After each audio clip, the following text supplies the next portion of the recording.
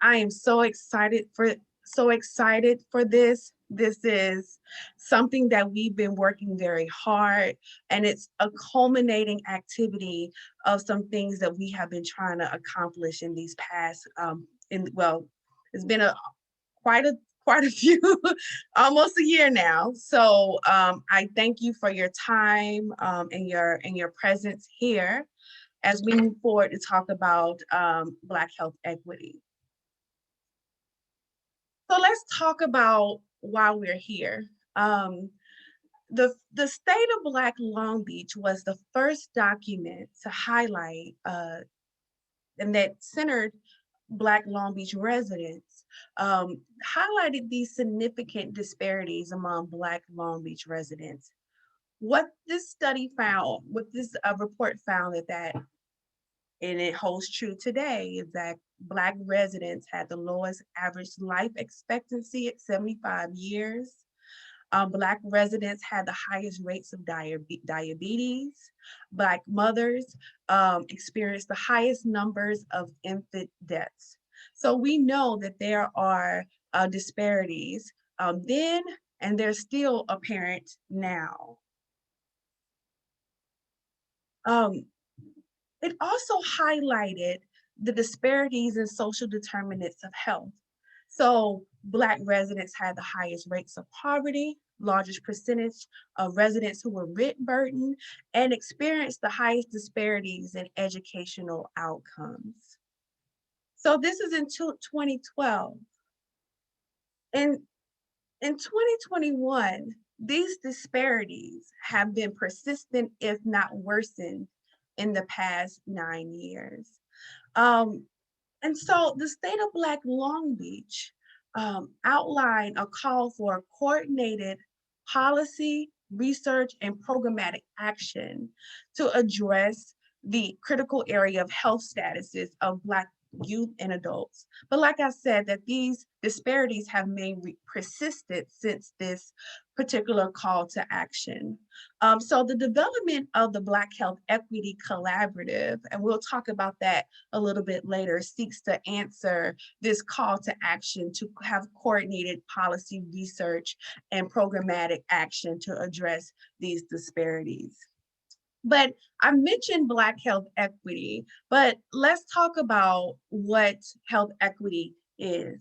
So health equity, you may hear many definitions around health equity, but the Robert Wood Johnson Foundation actually provides a very simple explanation and definition for this. It's simply everyone has a fair and just opportunity to be as healthy as possible. So we want everyone to have a fair and just opportunities to obtain health and quality of life.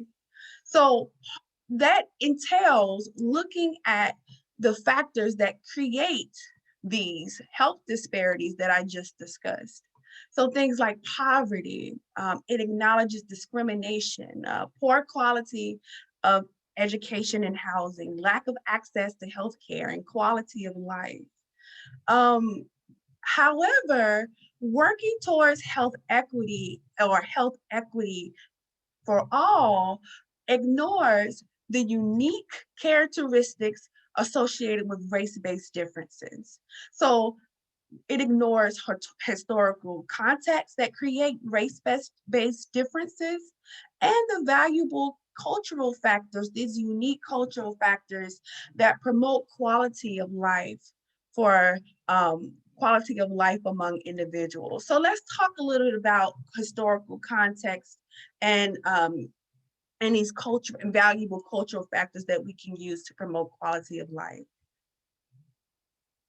So one thing that we cannot ignore is the historical context of Black people and how Black people achieve or have these disparities. We cannot forget the impact of slavery and the physical and psychological trauma that comes with being a descendant of slaves. We cannot ignore the Jim Crow laws, that we see manifest today in how we look at voting rights, how we look at educational access, how we even look at healthcare access. We cannot ignore that historical context of Black people. We cannot ignore the historical context around medical experimentation on Black bodies. We cannot ignore that, and we cannot simply say, "Hey, this happened. Get over it." This is a reality and something that sticks with many Black people. We cannot ignore that historical context. We cannot ignore the historical context associated with systematic racism, such as redlining, that makes it difficult to actually gain wealth, have access to health, have access to healthy environments and healthy food options. We cannot deny that systematic racism that disproportionately affects Black populations. And we cannot ignore the context of mass incarceration, police brutality, police murder, and other racial related actions that are done against Black people that affects long-term health outcomes and actually reduces life expectancy for Black people. We cannot ignore that. However, there are cultural factors that we cannot ignore. We cannot ignore Black joy. The unity around the Black experience, unity around working together to achieve outcomes, working together to achieve freedom. We cannot ignore Black joy. We cannot ignore how we express ourselves through dance, that we should be taking into consideration. Dance and other factors, we cannot ignore the beauty of the intersectionality of Black people, from Black people with disabilities, Black people who are part of the LGBTQ community, Black people that are a part of the African diaspora, from African American to African to Afro Caribbean to Afro Latinx populations. We cannot ignore the beautiful factors that create the Black cultural experience. We cannot ignore the impact of culturally relevant of activities or culturally relevant things that Black people do. For example, this picture shows a very cultural moment in which a Black mother is doing her Black daughter's hair and the beauty of that natural hair. We cannot ignore the beauty in that moment that's part of Black culture. We can't even ignore the beauty of Black men in the barbershop, right? So these are things that are unique, and that whether it is historical context and the things that create disparities, or the cultural factors that actually can be leveraged, the unique cultural factors that can be leveraged to promote quality of life. We cannot simply ignore that. So towards a Black health equity agenda, understanding that we have disparities, understanding that we have health, we want to achieve health equity, but health equity has to be culturally tailored and culturally affirming to, so that we can acknowledge the historical context that comes with identifying as Black, and the cultural factors that leverage, that make being Black part of enhancing our quality of life. So when we look at these the COVID-19 pandemic, it really brought to light these disparities that have been unaddressed. And so the city of Long Beach received million in CARES Act funding, in which 1 million was allocated towards Black health equity. And from there, we really began to work toward developing a strategy to address Black health equity. Okay. So we started developing a team. I did introduce myself in the beginning, but I'm Dr. Amber Johnson. I am the Black Health Equity Fund Coordinator, and I'm also an assistant professor in the Department of Health Science here at Cal State Long Beach. Crystal Lawrence, she's also the Black Health Equity Assistant Coordinator. Wonderful to work with. You may see her in the screen. She's going to be moderating one of our sessions. The powerhouse of Ms. Gwendolyn Manning. I am the coordinator, but she is the soul behind the movement. And she is the Black Health Equity lead. And I forgot to mention that Crystal's part of the city of Long Beach. Gwen is also with the city of Long Beach.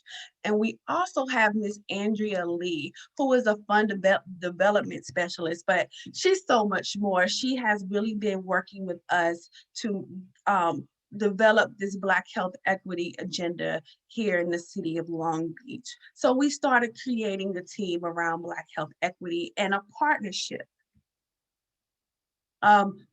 We develop a Black health equity internship, and we have Aiden, Chelsea, Noemi, and Victoria that have been doing a phenomenal job working in the community, working with awardees we'll talk of the Black Health Equity Fund. So they have been working tirelessly in helping us shape this Black Health Equity agenda. We also work together as a team to develop funding opportunities with the $1 million allocation. And we looked at some areas that have gone unaddressed, particularly in the COVID-19 pandemic. And so we developed an award for mental health providers to provide COVID-19 mental health services. So we awarded APLA Health, LACADA, Los Angeles Centers for Alcohol and Drug Abuse, Center for Best Living, Compassionate Counseling, and Ginger Lavender Therapy. And you're going to hear from 3 of them today in this town hall. We also felt like we need culturally affirming COVID-19 services. And what we mean by culturally affirming is acknowledging historical context and valuing the cultural factors that are tailored to identifying as Black people. So we developed a award for COVID-19 virtual training. There is an absence of community-based organizations that focus on, or community-based Black serving organizations that focus on health. So Advantage Health Now has been awarded to train Black serving organizations in health education and outreach. We awarded the African American Culture Center, Project Optimism, Speak Up Empowerment, Ronnie's House, Sullivan International, the Clarissa Manuel Foundation, and the Green Foundation to conduct culturally affirming health education and outreach. We also awarded Elite Skills Management to develop a culturally tailored healthy resource guide so that we can look forward past the COVID-19 and really think about what healthy resources do we need to address Black health equity. And lastly, we developed and we awarded Agape's Children Museum, the Swazi Shop, Colorband Shoes, Crafts and Light Creative Art Studio, Earthlot Center for Transformation, Parker Interactive, Project Optimism, and the Salt Lounge to deliver COVID-19 care package to their Black serving constituents.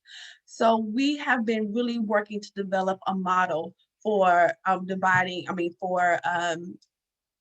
delivering culturally affirming mental health care, as well as COVID-19 related services to address Black health equity.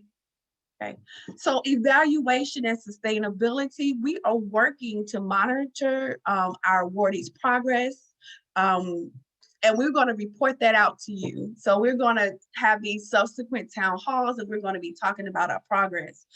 The monitoring and evaluation of this work is we're going to look at program outreach and who is receiving services. And we're going to develop the Black Health Equity Collaborative, which I am so excited about.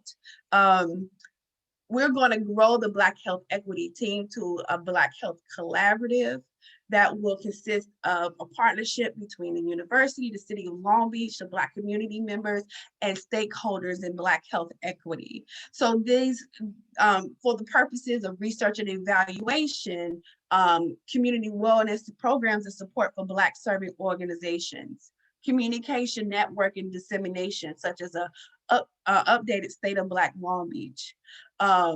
And we hope to continue the Black Health Equity internship and really focus in on student training.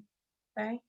So lastly, we are working towards really bringing this into fruition. So we have our next visioning meeting where we're meeting with our stakeholders in our community to really envision what the Black Health Equity Collaborative looks like so that we can get this thing off of the ground. And we are documenting that process. So if you are interested in seeing how this all works out and document or seeing how we are moving towards developing a Black health agenda and the Black Health Equity Collaborative, I encourage you to follow us at Black Health Equity LB. And that's on Instagram at Black Health Equity LB. And I have to shout out Victoria Davis, one of our fabulous Black Health Equity interns, for helping a sister out because I struggle with these things. So thank you. So now I want to transition to talking about the COVID-19 vaccine and the Black Long Beach community. We have three esteemed panelists, Dr. Lauren Yu from Memorial Cares Miller's Children and Women's Hospital, Ms. Angela Dixon Hamlet from the Department of Health and Human Services, City of Long Beach, and Nancy Riano, who is the Nursing Service Officer and Maternal Health Adolescent Health Director for the Long Beach Department of Health and Human Services. We will have our two interns, Chelsea and Victoria, who will be moderating this session. But first, I want to give Dr. Yu a few minutes to speak on the COVID-19 vaccine. So Dr. Yu, would you like to share your slides? Yes, let me screen share. Dr. Johnson, I wanted to snap through the whole intro. It was incredible. Thank you for sharing that information. It was so empowering. Thank you. You said, did you have slides? I didn't hear you. I'm sorry. Oh, yes. Can you hear me? Yes, I can hear you now. Oh, yes. I do have slides. Okay, you can go ahead and share them. Yes. Can you unshare your screen so she can? I will. As soon as I can figure that out. Okay, there you go.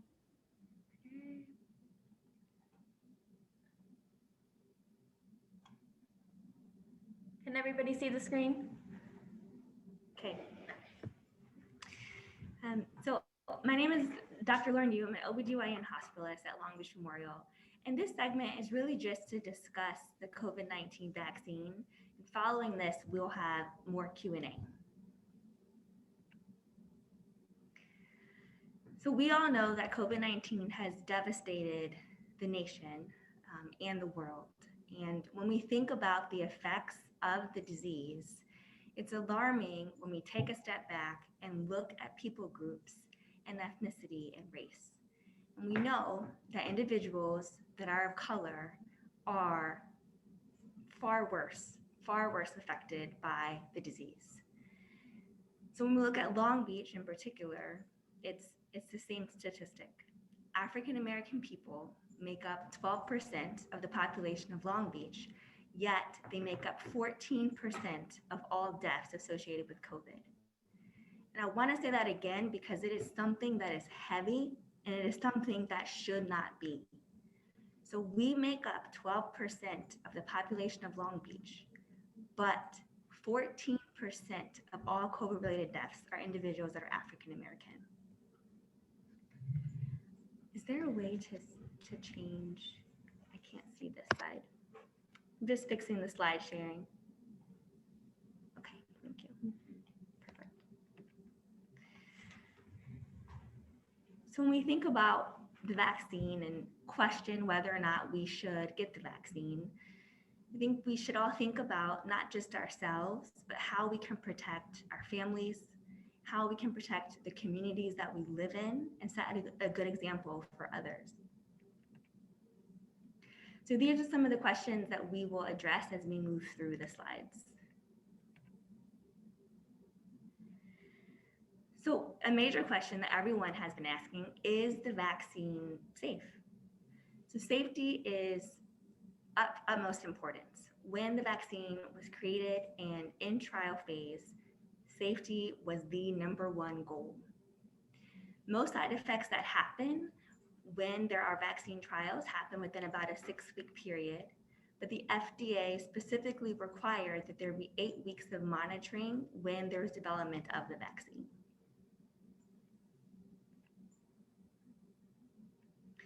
There will be continued safety checks as we continue through this process of administering the vaccine publicly.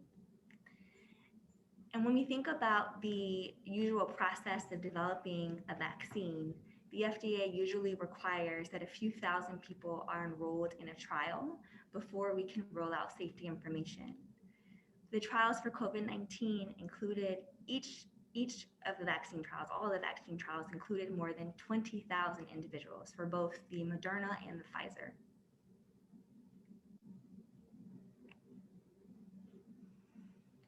So how effective is the vaccine? So studies have shown is actually extremely effective, even much more effective than the flu vaccine. The overall effectiveness is about 95% for the Pfizer vaccine and over 94% for the Moderna vaccine. And these outcomes were the same for individuals no matter what ethnicity, age, or race.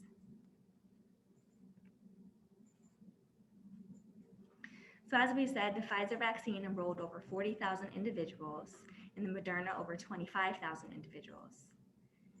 And we may ask ourselves, great, there were thousands of individuals enrolled in the trials, but was I represented in that group? And the answer is yes, that all groups were represented within the vaccine trials. So 30%, over 30% of the individuals are racially diverse, and 10% of individuals were Black for each trial, and 13% were Hispanic or Latino for the Pfizer, and 20% for the Moderna vaccine. Older individuals over 55 years of age are also represented. So 45% of the individuals in Pfizer trial were over 56 years old, and 23% over 65 years old for the Moderna vaccine.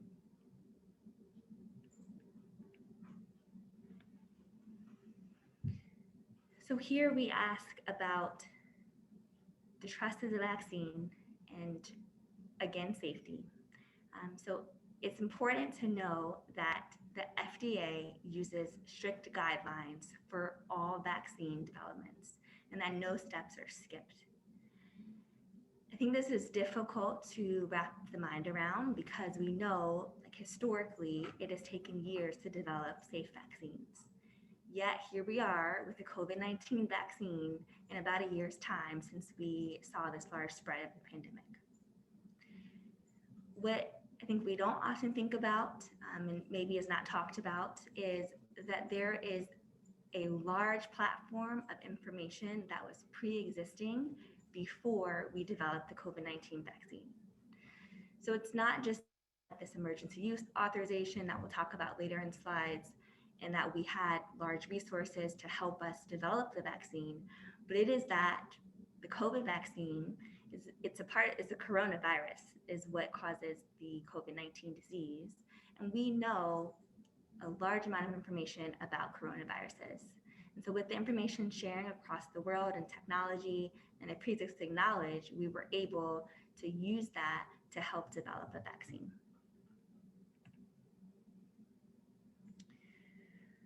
There are 2 independent committees that are reviewing results and are continuing to review safety results for the vaccines.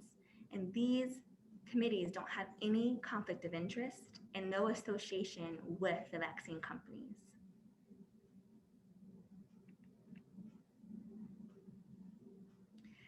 So when we talk about the emergency use authorization, it really is a go-ahead to create a vaccine in a quick manner when there is a public health crisis.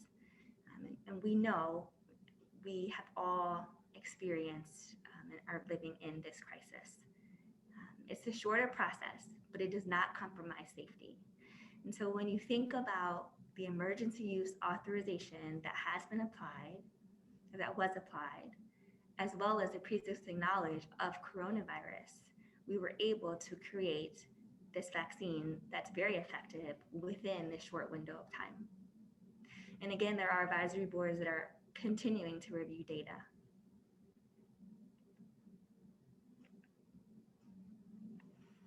So as we previously mentioned, there has been a global effort and there is a global effort. There are unlimited resources and very large group of individuals have volunteered to be a part of ongoing trials. But I also want us to remember that none of this could be possible without knowledge of the actual coronavirus. And so all of these things in partnership with that knowledge helped us to move forward.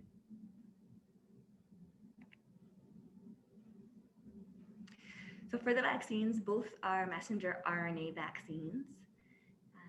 They do not contain any COVID-19 virus.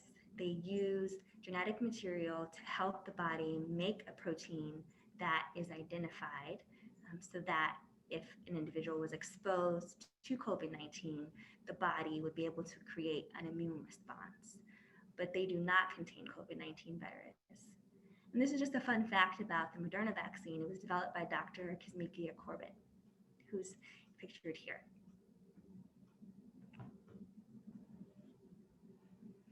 So when we think about messenger RNA technology, we question whether or not it is safe. It is safe and it is relatively new. It's been studied for more than 10 years in some cancer research developments. And it uses, like we said, genetic material to help our bodies make a protein. So what the actual vaccine does is it hides genetic material within like a fatty capsule, and that genetic material, when we receive the vaccine, helps our body to make a protein, which is the protein that is recognized as COVID-19, but it is not the virus. And it helps our body to create this very strong response if ever exposed to COVID-19. So the two vaccines that are currently available are 2 doses, and they should be received 3 to 4 weeks apart, but it is fine if the vaccine second dose is given up to 6 weeks following the first. And full protection occurs only after an individual has received both doses. The length of time for immunity is uncertain. Studies are showing that we suspect that we will at least have strong coverage for about a year's time. And we may have to do yearly updates of the vaccine, like the flu vaccine. So if we are vaccinated, do we still need to wear a mask? And the answer is yes. So a large number of individuals need to be vaccinated in the community in order for the transmission rate to be affected.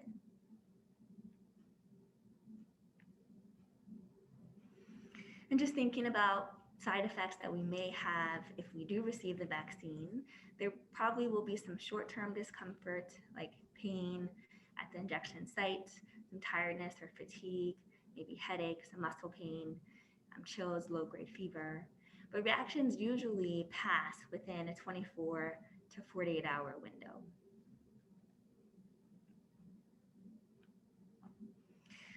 And a large question circulating is whether or not the vaccine is effective against these new variants that we are learning more about.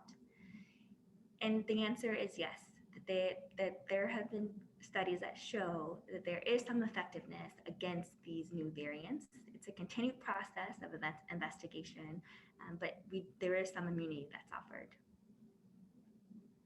And really, when we think about The overall goal of the vaccine, it really is to prevent death from COVID-19 disease and hospitalization. That's really where we see this great impact on the nation and the world, is individuals that are dying and that are hospitalized for prolonged periods of time. So with these new variants, we know that the vaccine definitely has an effect. So again, full protection is only achieved after the second dose has been received. And it is important to receive the same vaccine for each of the doses. If Pfizer is received for the first, or Moderna for the first, then you need the same for the second. And no other vaccine should be received for 14 days before or after receiving the COVID-19 vaccine. So what if an individual is pregnant or breastfeeding? Unfortunately, there is very limited data on individuals who are pregnant and breastfeeding because they were not included in the initial trials. There is plan to have those individuals participate in upcoming studies, but right now we don't have great data. But we do know that as a whole, messenger RNA vaccines are not thought to be a risk to the infant and individual who is breastfeeding. And the recommendation that we are giving mothers or expectant mothers, pregnant individuals, is that it's probably not best to receive the vaccine in the first trimester because of all the development that is happening within that time. But following first trimester, we encourage individuals to receive the vaccine. So right now there are studies that are ongoing that have children that are 12 years or older. We likely won't have data for a while, and so we probably will not be able to vaccinate children until we have more data. So likely not before this coming school year. And if an individual has already had COVID-19, it is still important to be vaccinated if they choose to, and recommended even if an individual has antibodies.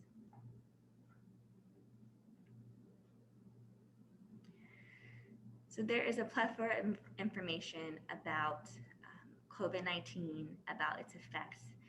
It's just important that we go to sources that are legitimate. So Centers for Disease Control and Prevention, the CDC, American Medical Directors Association, medical providers, of course the health department. Just thinking about where we can glean information from. So that's the conclusion. What I wanted to share.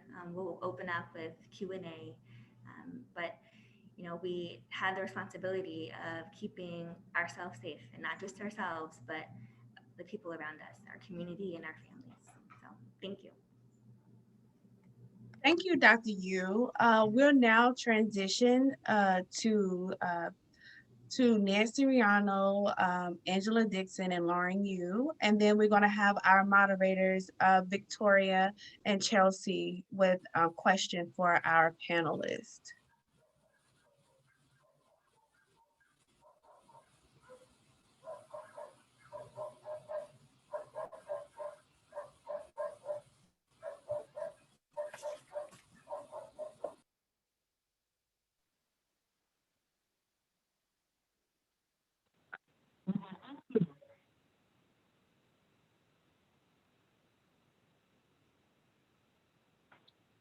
Okay, excuse me. First, I would like to thank you all for joining us today and sharing your experience, insight, and knowledge on the topic that is COVID-19 vaccines among the Black Long Beach community. So getting right into our question and answer portion, Dr. Johnson and Dr. Yu have both touched on the disparities around COVID. However, we would love to hear from our panelists. So our first question will be for Angie Dixon. Why is it important for the Black community to have access to the vaccine?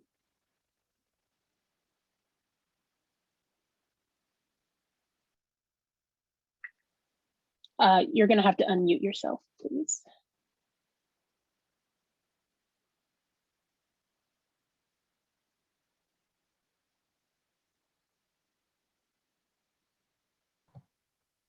The mute is on the lower left side of the screen.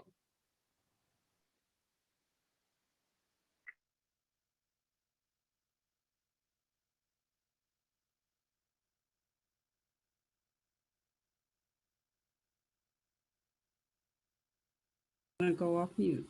Okay, it went off mute. Thank you. Thank you for your patience. Um, why is it important? You know, there's so many reasons why it's important for our community to have access to the vaccine. And, you know, we've heard so well explained all the disparities and disproportionate impacts. We're dealing with trauma, just so many different things that are going on. And so we deserve access to the vaccine. It's past time for us to be able to, you know, have health in our life and to be able to protect ourselves and to protect our family and our friends and our community. Um, and definitely the sooner the better so that we can stop the spread and really decrease some of the disparities that are going on because we have a lot to contribute in the Black community, and we can only do it when we're healthy and when we're safe and when we're happy. And so there's a lot of reasons why it's important, but I think that for me kind of summarizes that even though we still have a long ways to go in many of our other systems, we can start with getting vaccinated and really getting our health back in order.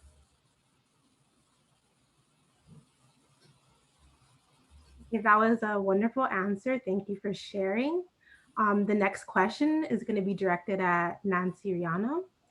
So my question is, what challenges have you observed in the distribution of the COVID-19 vaccine in the Black community?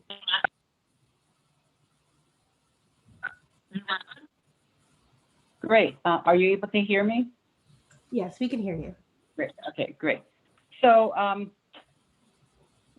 this is obviously new for all of us, where we're facing a pandemic, which is historical. And this type of vaccine distribution has also been historical in the sense that the health department and the city is receiving vaccine and allocation, and we're learning the best way to ensure how our community should receive the vaccine. In regards to the Black community and the community as a whole, the registration process, the enrollment process, the access to the portal has been a barrier. And we're learning every day as we go along that that has been a barrier among the Black community where individuals do not have access to the internet, or if they do, it's very difficult to navigate. The lack of instruction, the lack of navigation, it's not user-friendly. Also, the system has been overwhelmed. So in looking at the system that we're using, the web portal, and including the phone line, the demand for the vaccine overall has exceeded our capacity to respond to individual calls in a timely manner, to respond to an email in a timely manner. So sometimes the opportunity has been missed because the response has been delayed. I also, you know, in regards to access, I think we can do a better job. We need to be more intentional and thoughtful in reaching the Black community. And we're starting to do that. We're starting to do that with hosting pop-up sites, such as a pop-up site at St. Mark's Baptist Church, Silverado Park, McBride, I believe McBride Park. So we're taking baby steps in the sense that we're trying to be more intentional and engaging with our leaders in the community, including the community-based organizations that can have a reach and a trust in the Black community. Also trust, obviously, like Dr. Yu had mentioned and Dr. Johnson, trust is important in the Black community because the healthcare system has a history of betrayal. We have betrayed the Black community. We have violated trust, and we need to rebuild confidence. So I see access, making it available, going to where the community is at, where it's needed. Hopefully we'll have that established very soon, in the very soon near future, and rebuilding the confidence that our community needs.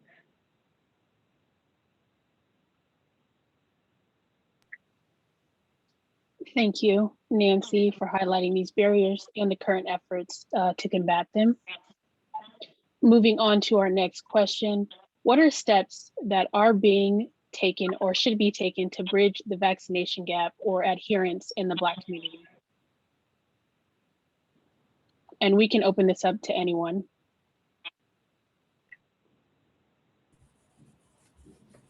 I think it's important to have discussion like we're doing now, is to openly talk about what the vaccine is, how it affects, how COVID-19 affects all of us, and to also acknowledge, like we've talked about, the historical impact of institutional racism and bias. It's not something that's like hiding in the corner. It is something that is out in the open, and that we need to acknowledge that as we walk alongside that really dark history and fact, and try to move forward in supporting each other and being healthy. And I would also add from, as a mental health professional, that it is so important for us to be acknowledging of pain, of trauma, and how we can be better listeners to each other in the community, how we can be supportive of each other. You know, I know that when I was considering getting my vaccine, I was definitely in the delayer category. I was going to wait till next year, and I needed more information, and I had a lot of questions. And because I have some wonderful coworkers and family and friends that listened to me and didn't shame me or blame me, really helped me to kind of process my feelings and get some education and keep looking at not just how this would affect me, but also my family, my friends, my community. So that really helped me to kind of bridge that gap. And I think we can, in the Black community, we can do that for each other. We can support each other.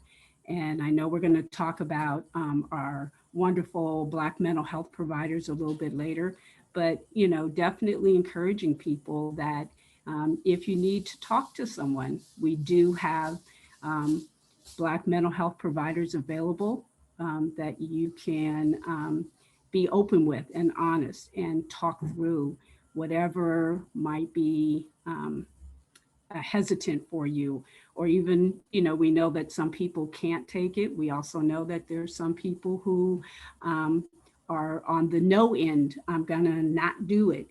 And so we wanna do whatever we can to help people be vaccine confident and to help them address some of the issues that might be stopping them from feeling comfortable taking it. And because we're so resilient as a community and as just strong Black people, we can do this for each other and really bridge that gap.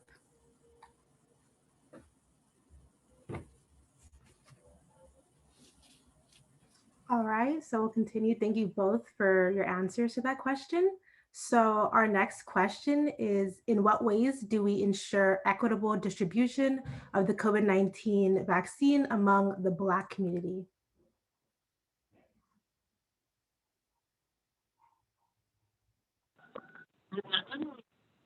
Great.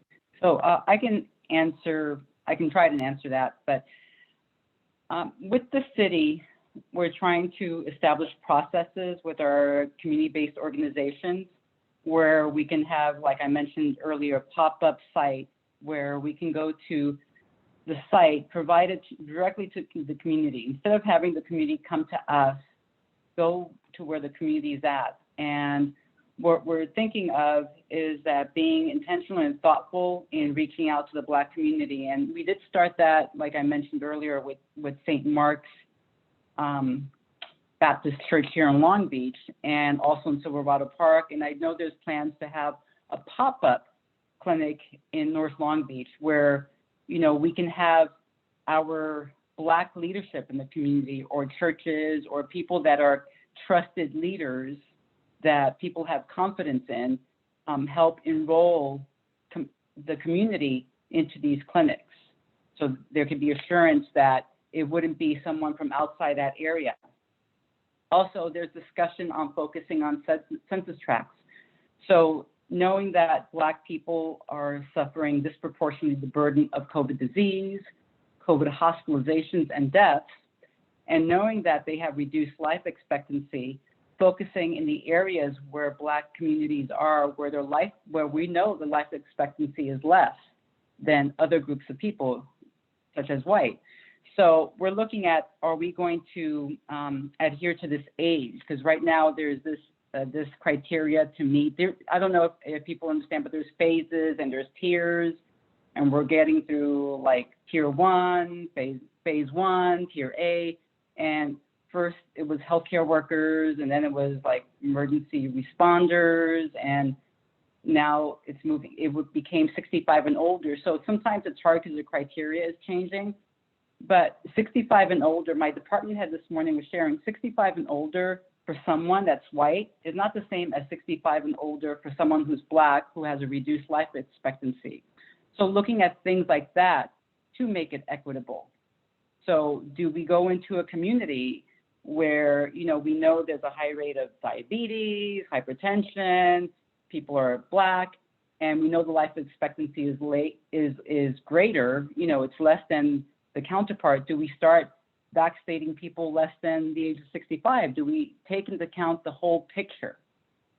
Also, we're also being thoughtful in doing that, and also with our mobile unit. We have a mobile unit that has been started up, and that mobile unit will be available to go out to certain pockets of the city where access is very limited. So the approach would be to target those areas where access is limited, transportation is limited, enrollment is limited, and navigation is necessary.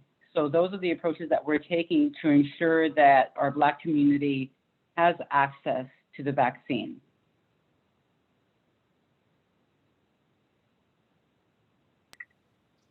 Thank you, Nancy, for your insight. We're going to start incorporating questions from our Q&A from the attendees. So if you do have questions, please feel free to start asking those. We're going to start off with this first one here. Considering the rhetoric with the last administration, knowing that data was manipulated and that the vaccine was fast-tracked through production, how do we convince people to look past that and reassure them it's really safe to use?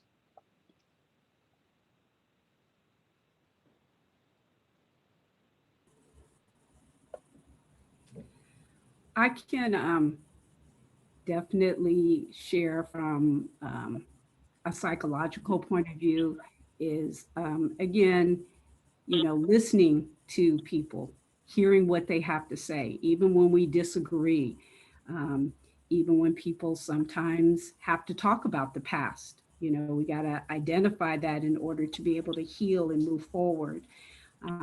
And to acknowledge that there is mistrust from the previous administration and from our previous life experiences, and up to and including today.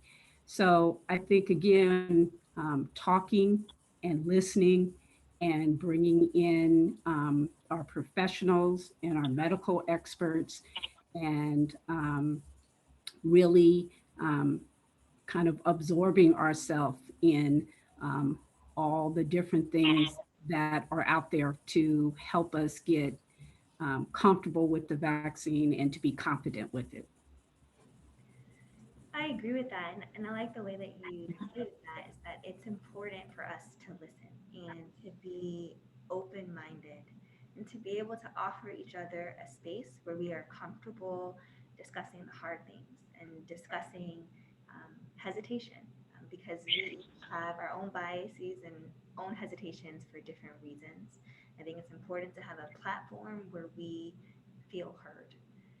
And I also think it's important to be able to recognize fact.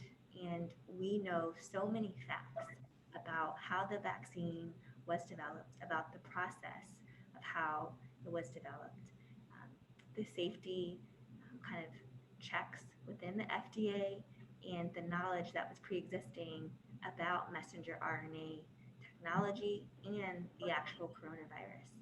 I think when we use all of that information and process all of that, we can recognize that the vaccine, it is safe. But aside from that, I know that we all have our own hesitations. And so I think talking through that is extremely important.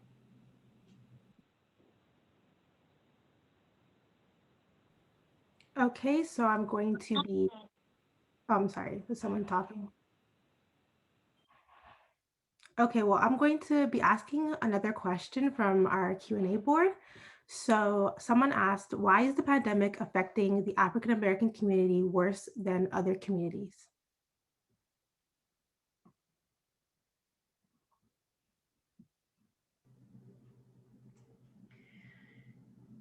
So unfortunately, we know that within the African American community, we see more comorbidities. And so those just being illnesses like high blood pressure and diabetes and the propensity to have stroke. These, these illnesses make it more difficult to fight a disease process such as COVID-19 when we are affected, because the virus affects so many body systems. When we don't have a great function at baseline because of these existing co-illnesses, comorbidities, we end up with worse outcomes.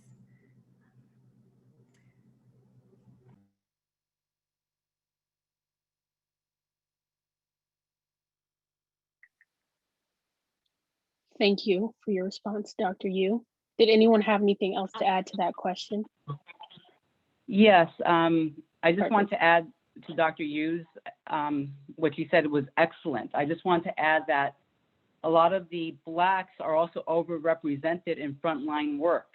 So when you look at our frontline workers and our essential workers, Blacks are overrepresented. They are also not afforded, they're in jobs where they're not afforded the opportunity to telecommute. So the exposure is greater there. They have occupational exposure in the sense that they're essential workers or frontline workers. They need to work very long hours, and not have the option of working from home or telecommuting, which puts them at greater risk, along with everything that Dr. Yu added on top of that. Thank you both. Moving on, we have another question. It says, how should I, as a non-Black healthcare worker, start a conversation with a Black individual who strongly believes the vaccine is unsafe without turning them off of the vaccine even more?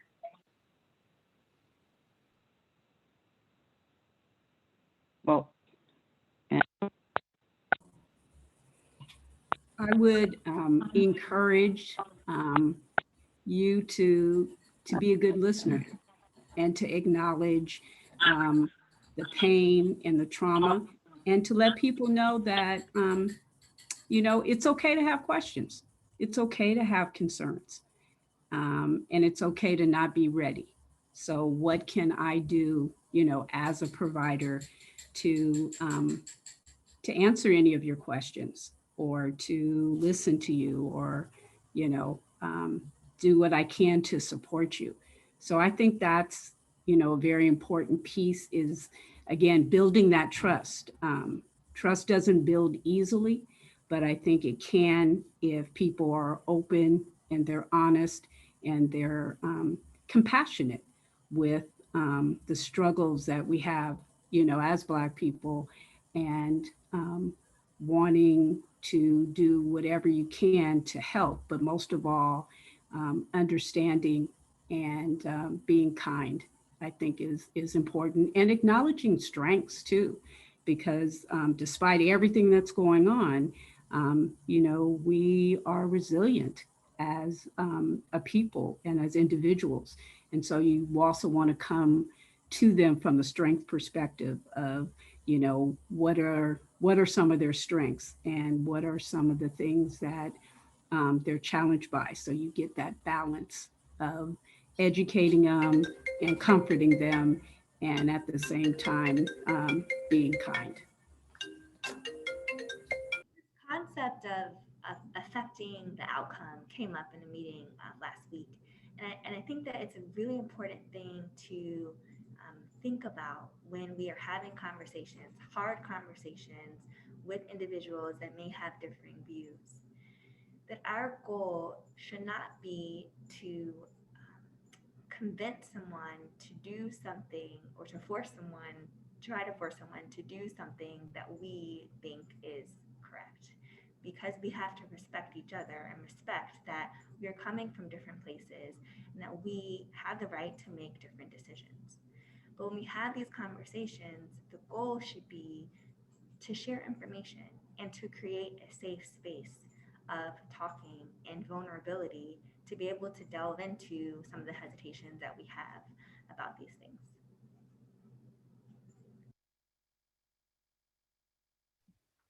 Okay, so that was our last question.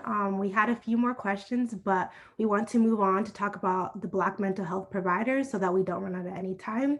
I want to thank the panelists for taking time to speak with us. I think we all found it really enlightening. I appreciate you guys, and yeah.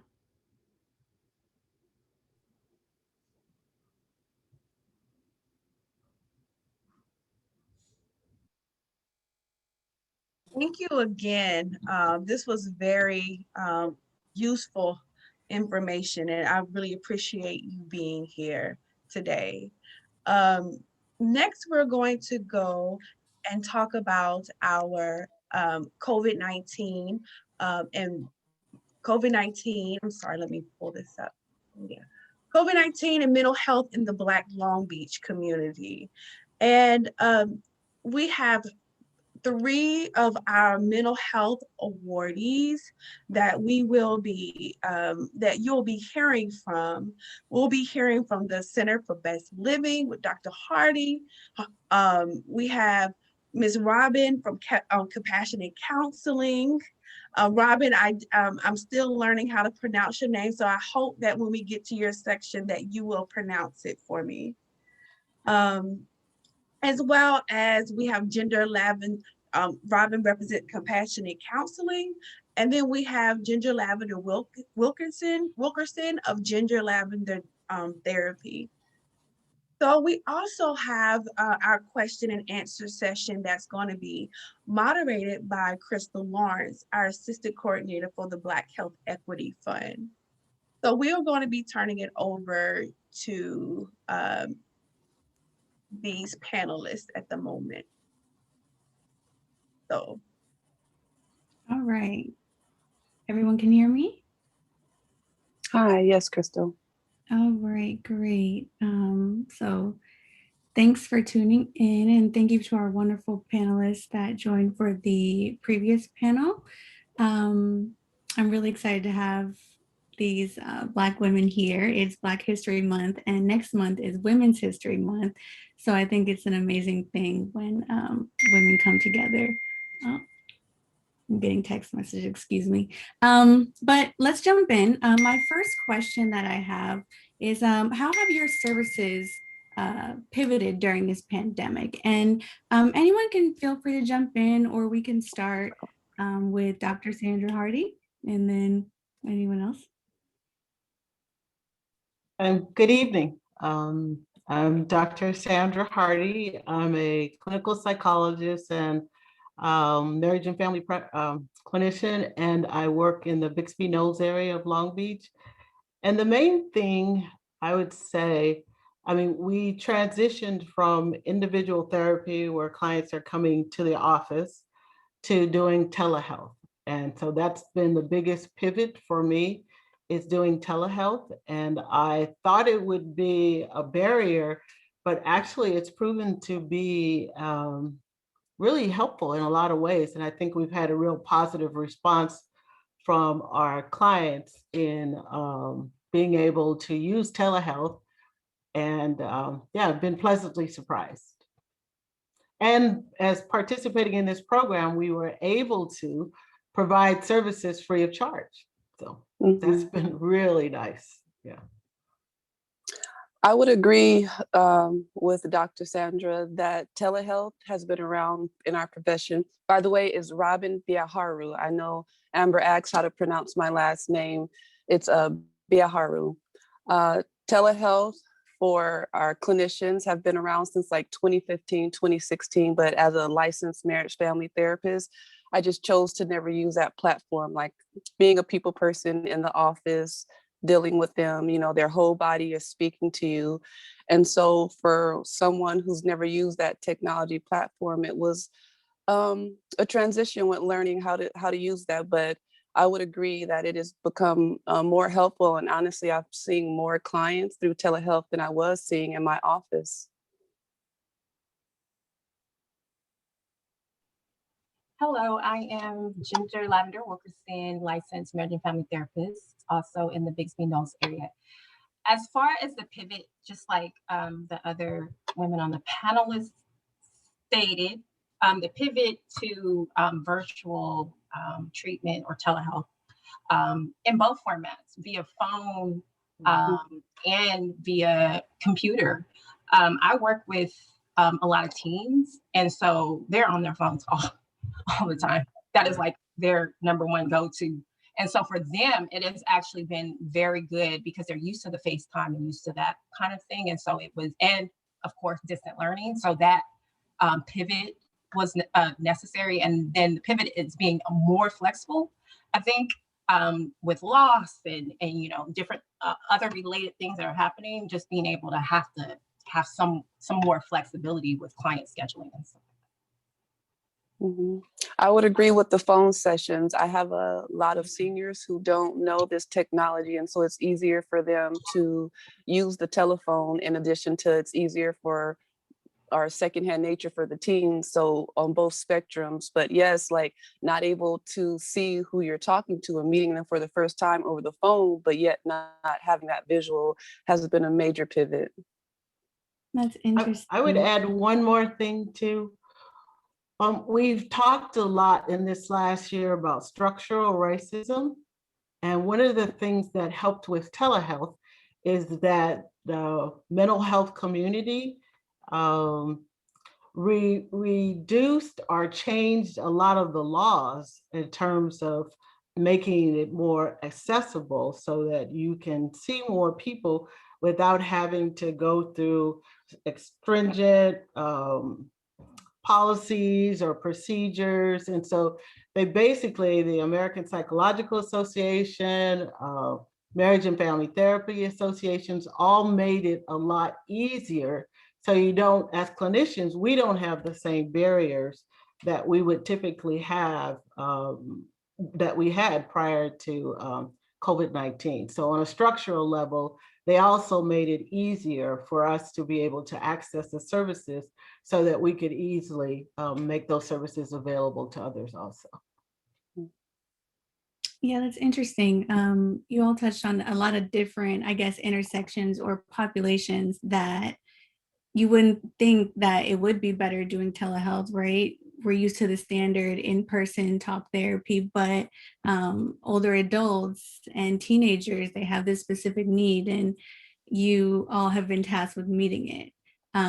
So, you know, last year, coming up on a year, actually, March 11th, the World Health Organization declared COVID-19 pandemic. And amidst all of that, there's been so much that has affected the Black community, all of the protesting and the police brutality that's plagued this country.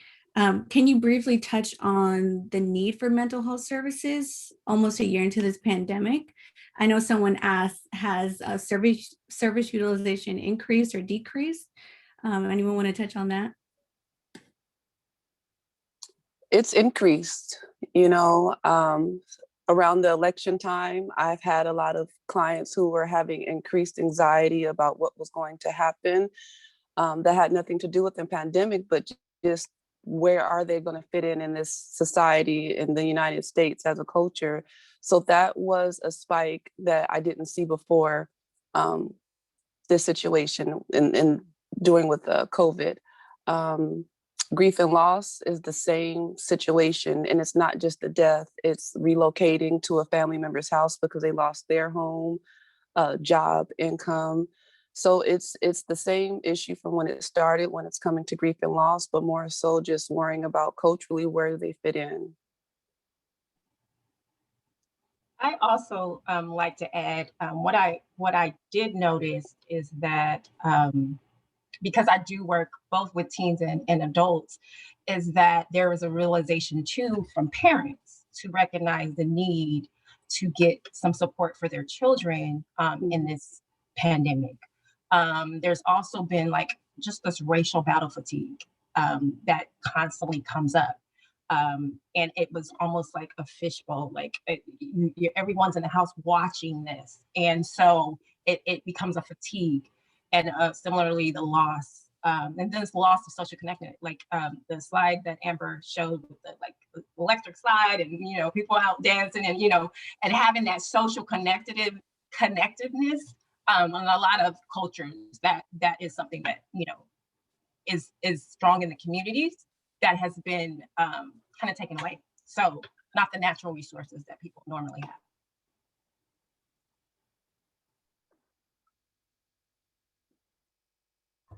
I would add to that also, it's been marvelous having the conversations and to talk about it, and to not just that I don't have to bring it up, but that people are able to talk about, again, of, you know, just the systemic aspects and how they're dealing with work situations, and to have a safe environment where we're all freer to talk about things and to talk about race and how it impacts our lives on a daily basis. I think for a lot of African Americans, we just kind of take things for granted. We've been dealing with stuff for so long, it's almost built, almost like it's expected. But to provide the opportunity to really bring it into the room, even though we're not looking at each other, but to really make it a part of the conversation. And I've been so thrilled that we can give a context to a lot of what goes on in our families, in our communities. And I have to keep reminding people, you know, you're dealing with something with your marriage, you're dealing with your children, you're dealing with work. And I'm reminding them constantly, okay, remember, we're going through a pandemic. We are just looking at, we've just been racially traumatized again. We've got political systems going on and all these things. So it's an opportunity to help remind people to look at the bigger picture, the backdrop of why and how and what we can do it. So using it both from a positive standpoint and understanding historically has been a marvelous addition to the work that I do. Mm-hmm. Yeah, I think that's important amidst everything that's going on, whether it be housing insecurity or, I'd never heard this before, racial battle fatigue. We are under that backdrop of it being a pandemic. But I think, you know, if anything good can come out of this, increased service utilization is awesome. And just the fact that people are getting to you guys and kind of working through these issues, that's a win. So, you know, you always hear that, you know, Black people are resilient and they can get through anything. Have you seen, or maybe can you all speak on the unique strengths and challenges that the Black community faces during this pandemic? In a very general sense, we're not breaking HIPAA here, but I know you have some, like, had some realizations in your session. So can you speak on those? Well, I see the resilience that people are dedicated to their therapy. I have a couple teens that they have no place to do therapy. They're in the closet, a walk-in closet, because that's the only space that they have. I have a lot of people that have to go to their car to just get that space. So just seeing these unique challenges, but resilience that I'm still going to have my therapy, whether I have to hide in the house somewhere or step out the house. So that's a strength within itself. I couldn't imagine being on the other end of needing therapy and being in my car or being in a closet just to get help.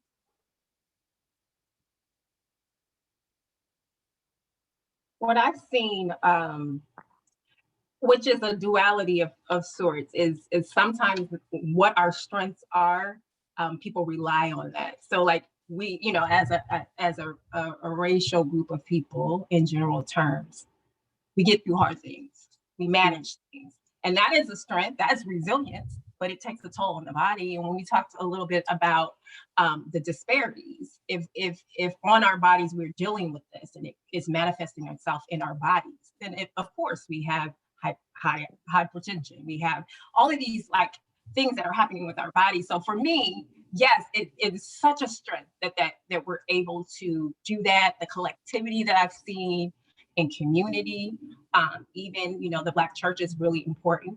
And so seeing how that pivot was and initially difficult, but then how the pivots have gone, but the collectivity and just the culture piece of, you know, experiencing hard things and wanting to continue with resilience.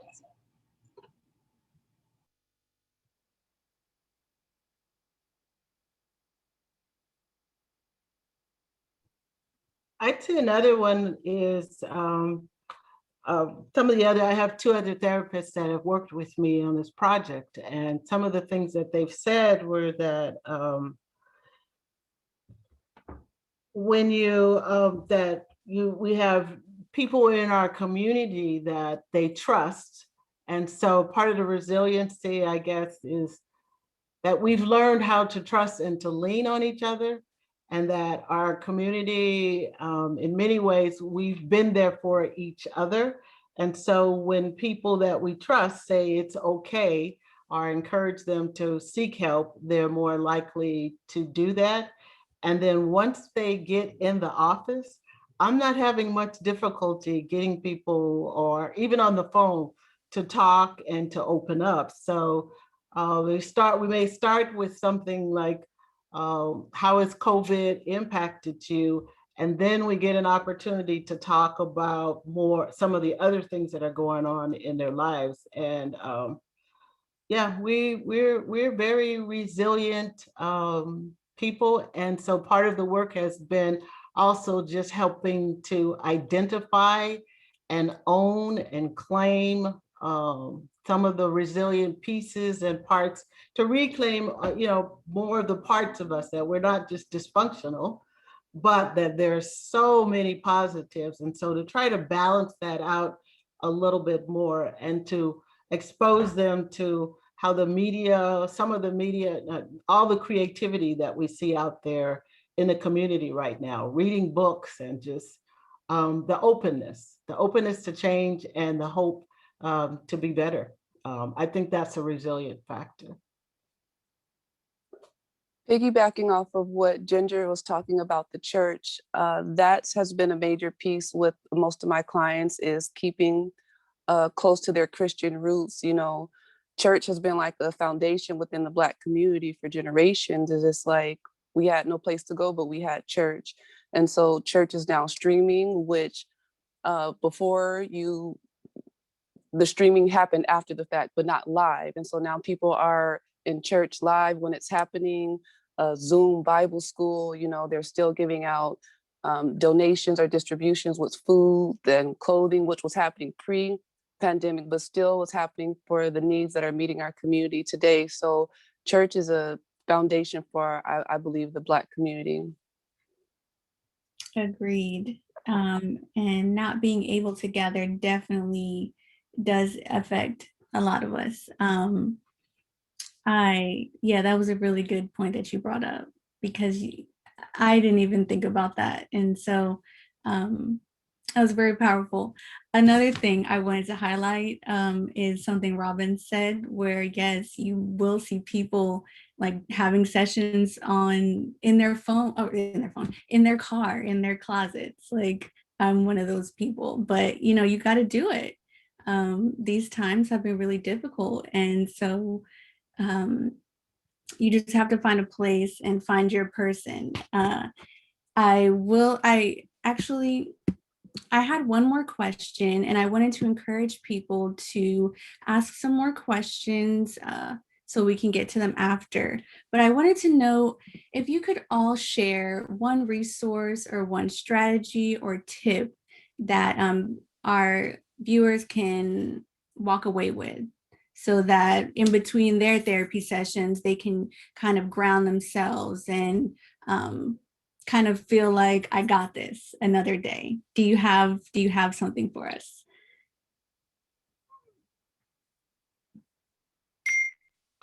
I would say the importance of not looking at it as mental health as something negative, but to begin to think about the language that we use around feeling better, doing well. Are you operating at your best? Are you using, do you feel like you're helpful to your family? So some of the language around, moving from mental health, one of the things that someone had said to one of our clinicians was that they didn't realize that therapy was about solving problems or making your life better. They thought you had to be mentally ill or have something really, really, really wrong with you. So the idea that one thing that I would like for everybody to walk away with is it's okay to talk and to find your community and your place where you can share. And it's normal. If you have gone through 2020 and you haven't reached out to somebody to help you to work through all the things that we've been through, then I'm here to remind you that you're not doing your homework. We all need to be reaching out to someone and talking, whether it's a professional or family, bringing our family together, wherever. But we all need to be talking about this and learning more about what's going on and helping ourselves to be better.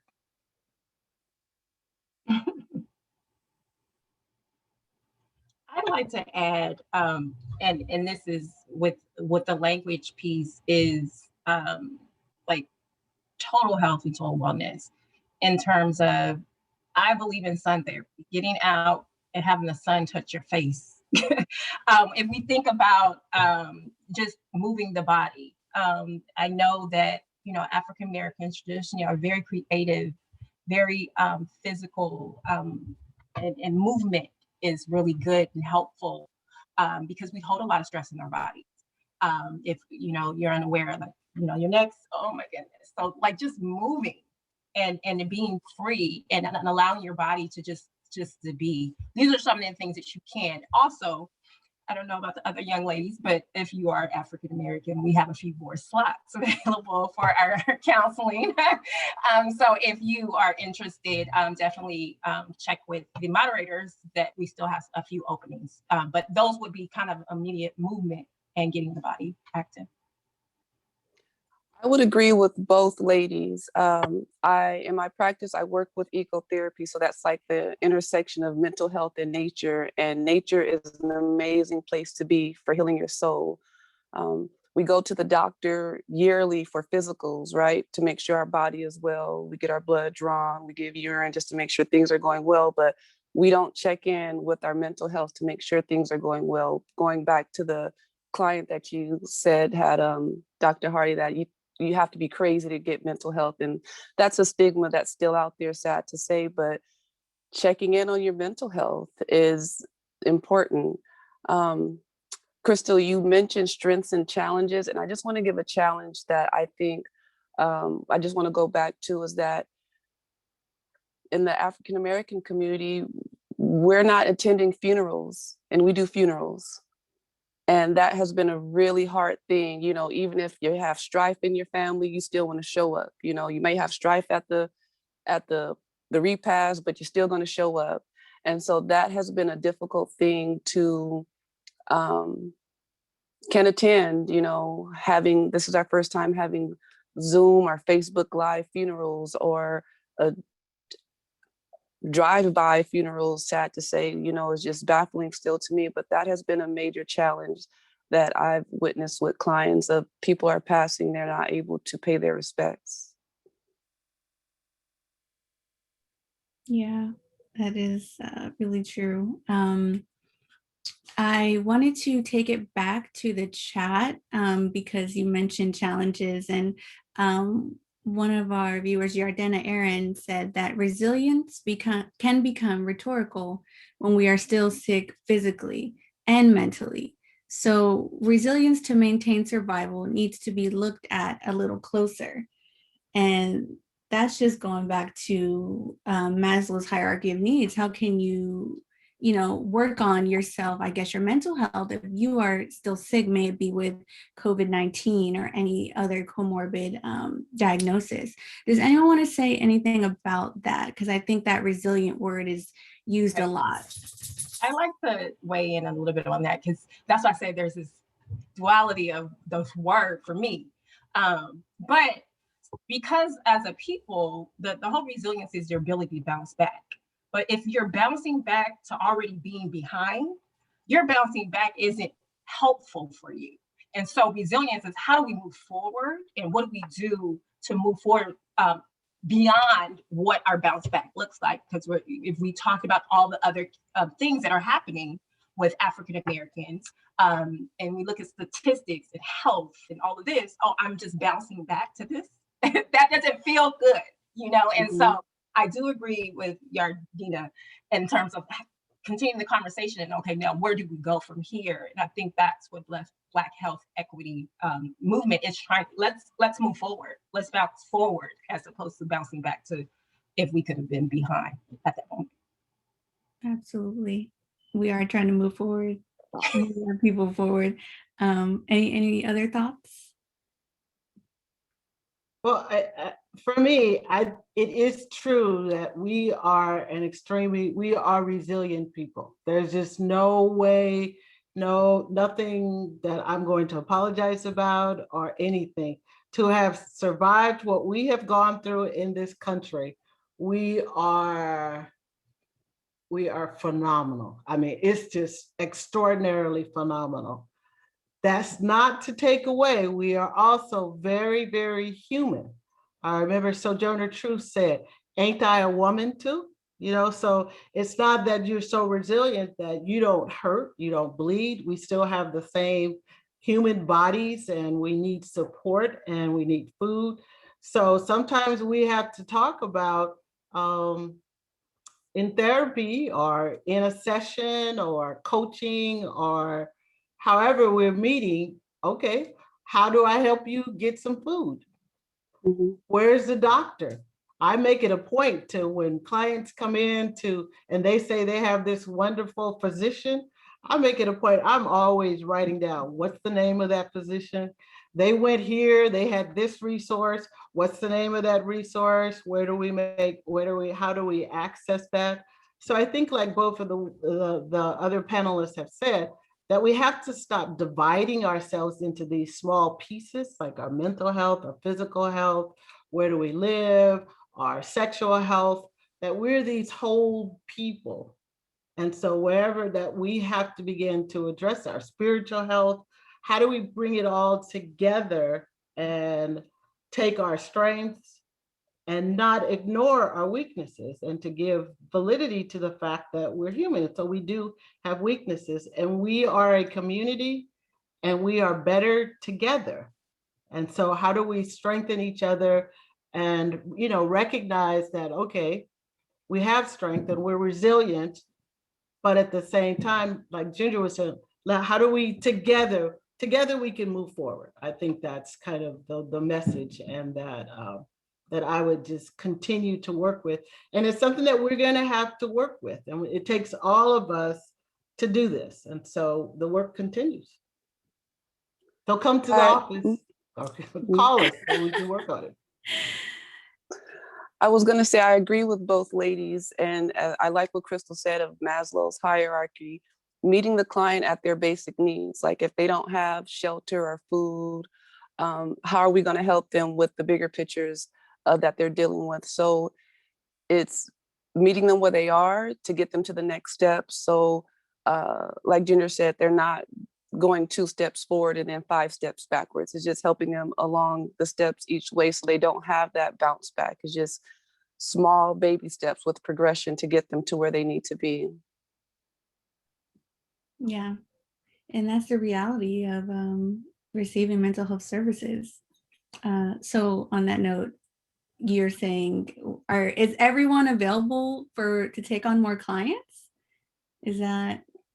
Yes. Okay, great. So then interested individuals can definitely reach out. There is on the COVID-19 website a link to sign up for a referral to be referred to many agencies, including those owned by the 3 that you see here. But let's go ahead and get to questions. Oh, can that be posted on social media? Absolutely, Jerlene.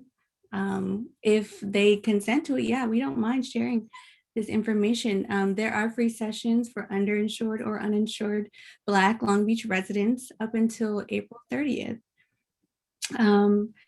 So let me make sure there's questions. Okay, so we may have already touched on this, but I wanted to see if you had any other comments from this attendee's question. And the question is, how has the pandemic affected mental health within the community? And what are some ways that we can help support each other's mental health during this time?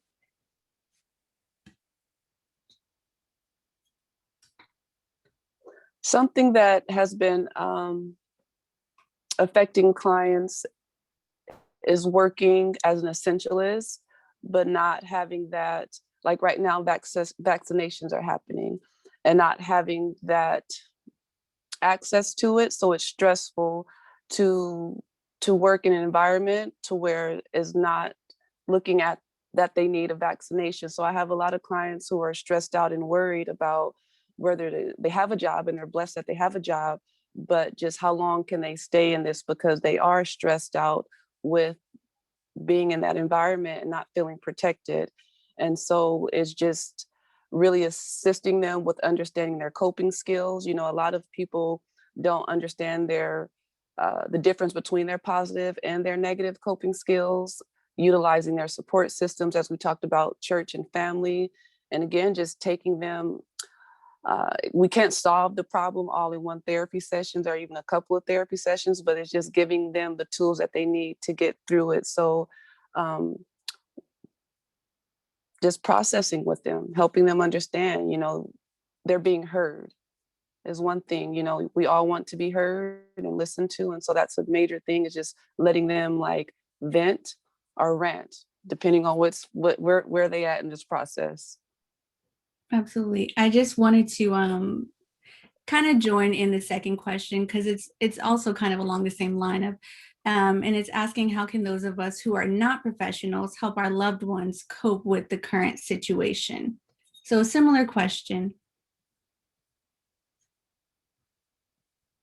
I would say one of the things a panelist said before about, I say a judgment-free zone, like it's okay. Whatever you're feeling during this time, it is totally okay. And I think just like loss and grief, everybody is different and everybody's experience is different in terms of when they get over it or how they get through it. And so it's really creating that atmosphere of no judgment. Like, how are you? And being able to just sit with that or just sit with silence. So those are just, you know, just things that you could support a loved one with. I mean, if we're honest, our family will tell us when we're not, you know, when things are off. You know, they're gonna say, I don't like your attitude right now, or I'm not vibing with you, or you're getting on my nerves, and you might need to talk to somebody. So I think we can support each other by listening to each other and being kind. I've been looking at this whole 2020 from a lot of different angles.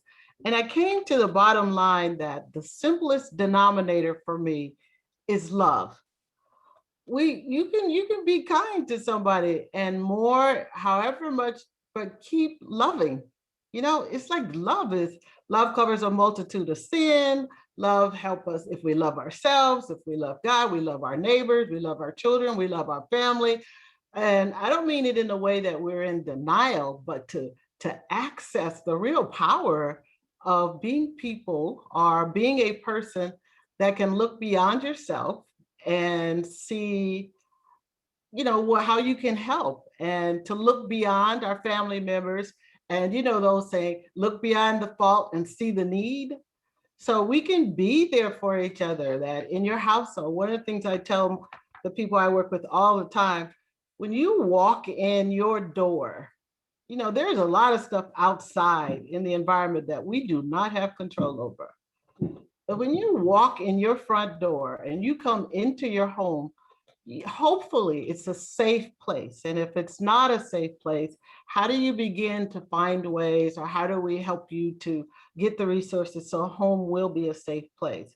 But that we're listening to each other and we're being kind to each other, it's not very, I mean, it can be difficult at times. I mean, really, it can.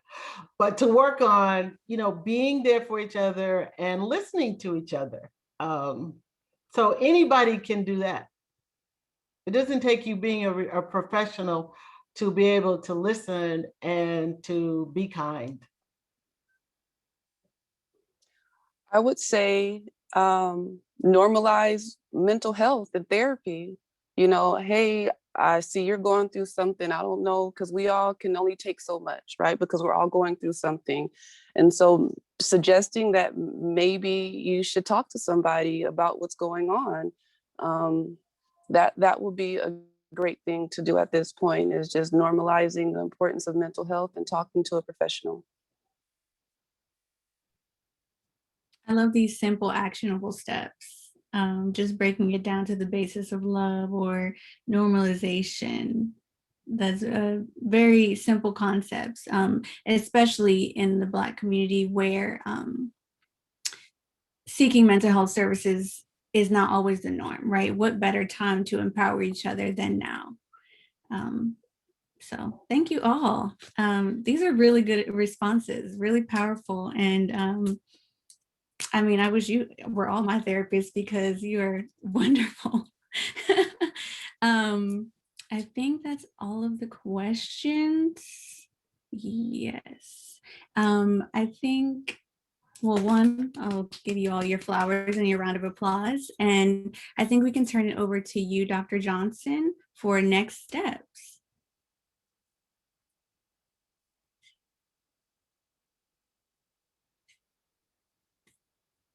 Again, I just want to sincerely thank all of our panelists on today.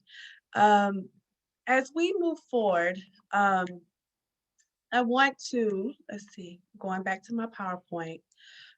We're going to have more Black health equity town halls where we're going to feature some of the COVID-19 awardees of the Black Health Equity Funds. So we're going to report back to you updates on the Black Health Equity Collaborative. We want to make you guys a part of this process. We are ecstatic about this. We are ecstatic about the momentum and the ability for us to really address the need. And so we're going to be providing updates on that at future town halls. We're going to be talking about academic and community partnerships. So I know there's we've been getting emails from people in the community, faculty members at CSULB, around Black health equity. And we are excited about bridging the gap between CSULB and our Black community to address Black health equity. We feel like it's long overdue, and we are excited about leading that process. We're also going to be reporting on the progress of the Black Health Equity Fund awarding. So we're going to be monitoring our progress, evaluating, and reporting on you on who we're serving and program reach. So who all are we reaching? So I hope that you continue to stay tuned and stay connected through our Instagram. and through these town halls. Lastly, I want to just say thank you. Thank you to our dean, Dr. Monica Lounsbury, um, who has been a person that has been championing Black health equity and really wanting to create a space within our college for community to convene. And so she has been very supportive of these efforts, but particularly she understands the inequities in regards to achieving Black health and Black health equity. So she's very committed to really helping us grow this because she knows that this is a need within our community. We can't have health equity if there's no Black health equity.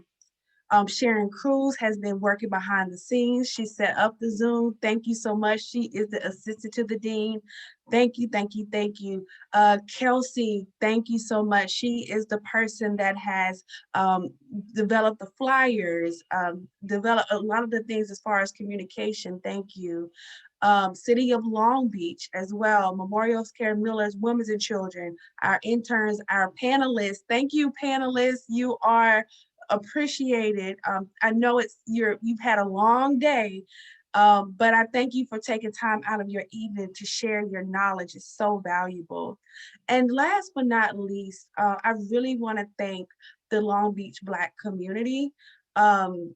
They have been patient with us. There has been a lot of talk and a lot of rumbling about things that are going on, and we've had some hiccups, and it hasn't always been smooth. But I just want to say thank you for your patience while we try to figure this thing out. Thank you for showing us grace. And thank you for showing up, even when you may feel like you may be disenfranchised from the process. I just want to say thank you. We're working to get better, and I hope that we can continue to work together to achieve Black health equity. And with that being said, that is the end of our first Black health equity town hall.